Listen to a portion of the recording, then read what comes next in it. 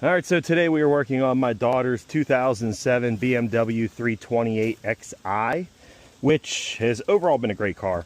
I really cannot complain about it, and it's been relatively easy to work on. But what we're dealing with today, was a coolant leak, and our first culprit was this guy. I had just replaced this actually not too long ago because these are known for, I do like these connectors that BMW uses. I'll give them that. They're push lock connectors for the hoses with an O-ring inside.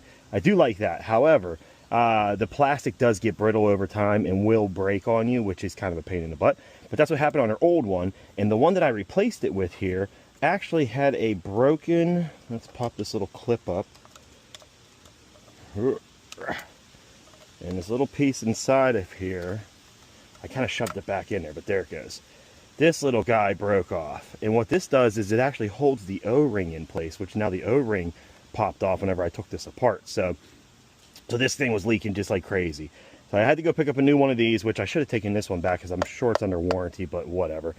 So we got the new one in. That's good. This is no longer leaking, but I pressure tested it up, by the way. Get yourself a nice radiator pressure test kit, or have a friend that has one, which is my case.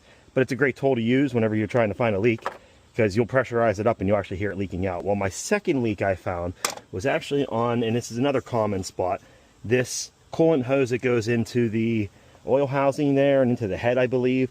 But it has this connection that bolts right here to the head with 2 bolts and has an O-ring on it. And if you can see, it is very much destroyed. This piece would have originally been a part of it like that, would have held the O-ring in.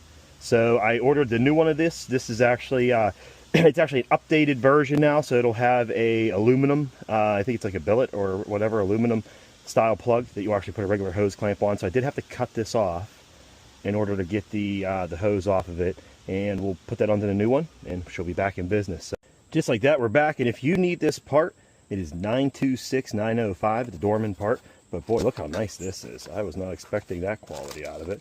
A very nice aluminum part with a hose clamp to the tune of about 35 bucks. So let's get this thrown in there, and hopefully we're back up and running with no leaks.